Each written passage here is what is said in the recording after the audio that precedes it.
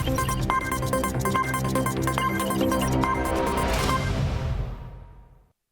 evening and welcome to Gabon 24. This is G24 News, your news edition in English. Now let's go for the top stories. In Gabon on Saturday, I would say, President of the Republic Ali Bongo Ondimba surprised the whole crowd and even members of the government at Zion Stadium as he came out to thank his compatriots for all their support during the difficult time he went through after months. After months of discussion, Cameroonian President Paul Biya created a surprise this weekend by freeing hundreds of opponents, including his great rival Maurice Kamto. The American headed home from Doha with 5 out of possible 7 goals in their luggage. This is a powerful renaissance after a 10-year drought due to reign of Jamaicans and Usain Bolt. Well, that's all for our top stories. Stay with us for more details in this newscast.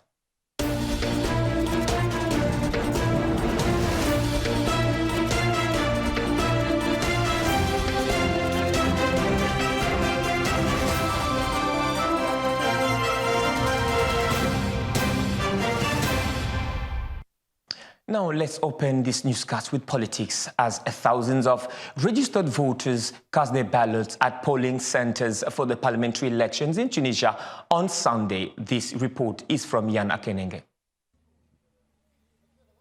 Thousands of registered voters cast their ballot at polling centers for the parliamentary election in Tunisia, the third since 2011 revolution on Sunday. More than 15,000 candidates from different parties, coalitions, and independent candidates are competing for 217 seats in the Assembly of People's Representatives.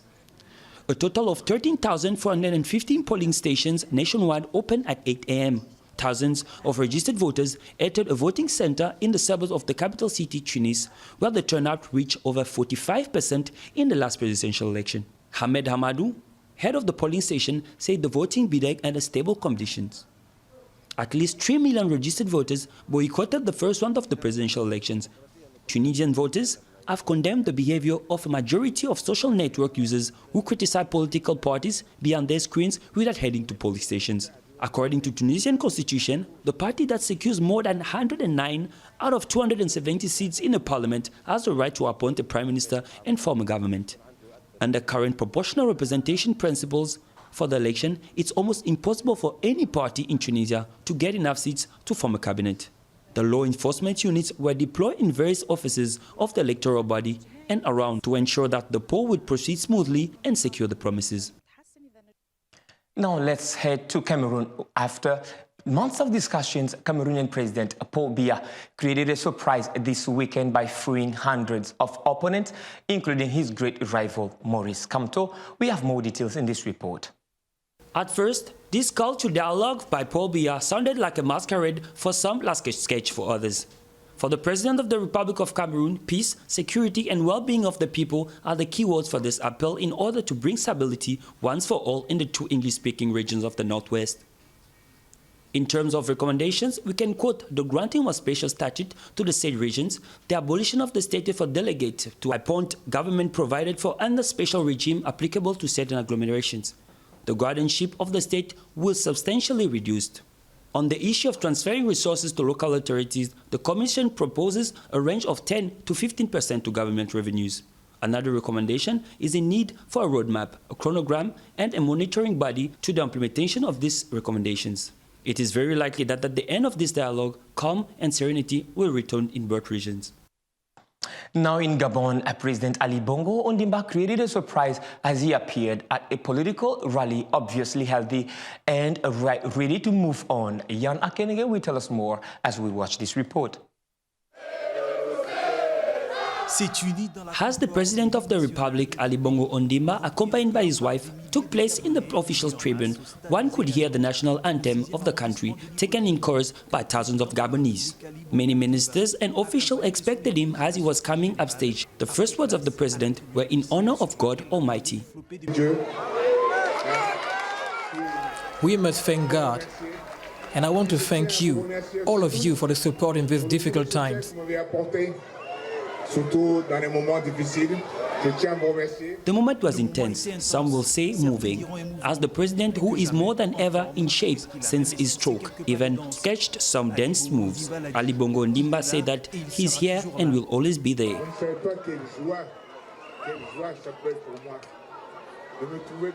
What a joy it is for me to be among you now. It is incredible.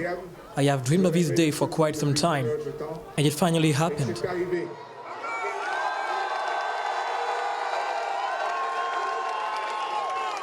I just wanted to tell you that I'm here. I am here, and I will be here. Thus, for the first time in several months, Ali Bongo Ondimba spoke in public very comfortably, standing without a cane, holding a microphone with his right hand and making multiple gestures to the crowd with his left hand. A beautiful report from Yana Kenige. Now let's go remain in Gabon as the government has been reshuffled this Sunday. Indeed, Prime Minister Julien Kogebegale came out and announced the appointment of Mathias Otunga Osibadjo as Minister of Decentralization, Cohesion and Territorial Development in replacement for Mr. Calix Arno Enganji Alanji. Let's cross to the Atlantic Ocean to the USA, where Uber has launched a new application, Uber Works, designed to connect workers with employers looking for temporary staff. But the project is not without problems. Yan Lee Mangoy has more in store for us. Uber has launched a new app, Uber Works, designed to connect workers with employers looking for temporary staff. Uber has enjoyed tremendous growth since its launch 10 years ago, from its core ride-share business to Uber Eats, an online food ordering and delivery platform. But the company is not without problems. Shares in Uber have plummeted 35% since the company's initial public offering on May this year. In the second quarter, Uber posted a $5.2 billion loss. 2 years ago, Uber launched Uber Freight, which helps truck drivers connect with shipping companies. And now, it's launched Uber Works, connecting workers with employers looking for temporary staff. It will allow cleaners, restaurant staff, and warehouse workers to compare pay and sign up for shifts. But such a business plan comes with challenges. The variety and the number of challenges they're going to face when they send workers out into kitchens and warehouses and all types of other settings that they don't really have much institutional knowledge about, I think it's a very risky proposition for the company, for workers also, and for any firm that goes into business with them. Uber Works will compete in the so-called gig economy, a free market system in which temporary positions are common and organizations contract with independent workers for short-term engagements. A recent poll by Gallup estimates 36% of U.S. workers participate in the gig economy through either their primary or secondary jobs. A number of similar rival apps already exist. One of them is Chicago startup Knibu, which aims to simplify how people find and pay for household services. Jessica Kropp is the COO and co-founder of Knibu. She sees huge growth in the gig economy sector. So we always say we're the future of work. It's definitely here to stay. Of course, with anything, things may change a bit, but I definitely think it's a permanent thing that will grow still on the same rapid level, if not faster. The launch of Uber Works comes as several parts of the world are tightening regulation around temporary work. I wonder if the underlying business is suffering because they've hit so many regulatory obstacles. If they don't have new ways to grow, then how can they justify their valuations and their prospective investors? How are they going to feel about a company that may still have a profitable business, but just not a business that's growing as fast or is as large as they had hoped? Uber Works is getting its first try out in Chicago. The company hopes it will revolutionize staffing in the same way it did the taxi industry. Now let's talk economy, as Australia's pearl industry is making a comeback after a series of events that made a great impact on demand and production. It is now relying on tourism for further growth. Yan Akendenge for more details. Australia's pearl industry is making a comeback after a series of events that made a great impact on demand and production, and is now relying on tourism for further growth. There are many reminders in the time of boom of the era's past and the pearling industry that is built on. The oyster was in abundance in the waters of the north of West Australia. Over the years, the focus has been shifted from the shell, which are used to making buttons, to the German side. By the late 1900s and early 2000s, business was booming. But then, global demand took a big hit from the global financial crisis, and a mysterious disease had devastating impact on the oyster's population across the region. That prompted a shift towards finding ways to boost production. While production and demand have slowly returned for the surviving handful of businesses, competition has increased from mass-produced pills overseas. With a business model that's no longer working, with a wholesale model that's no longer working for the farmer and for the consumer ultimately, and when it's letting both sides of the party down, something has to change. Part of the solution from Signet Bay has been opening up its farm to tourists, including marine-based tours to give people a better experience of the work required to produce pills. It's also using that tourism to sort of bring money into the pearling side of things. So once we take those big hits and after those big declines, trying to use that money to actually put back into growing and developing the pearling industry. That approach has served Australia's wine industry as well. Opening up wineries to visitors and opening cellar doors for wine tasting have helped to integrate tourism and boost business. Showing them what makes Australian pearls so special, and part of that is the environment, and we're very lucky to be able to showcase that to people these days.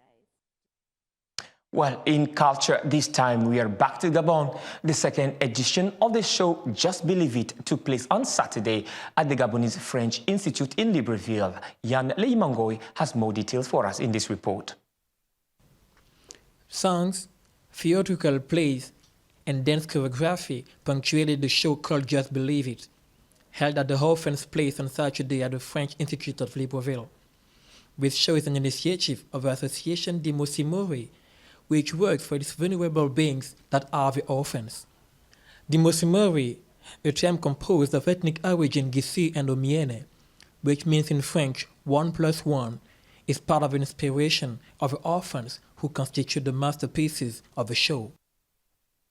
We wrap up in this newscast, but with sport this time after picking up just one gold medal in the men's sprinting event in London.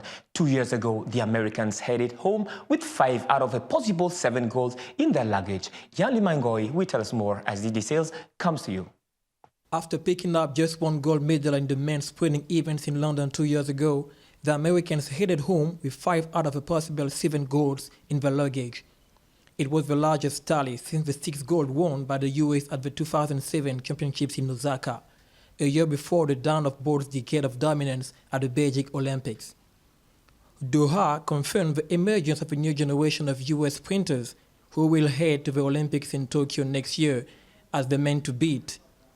Christian Coleman, the newly crowned 100-meter world champion, and Noah Lyles, the victor of the 200 meters, delivered performance in Doha that suggests they are capable of dominating for years to come.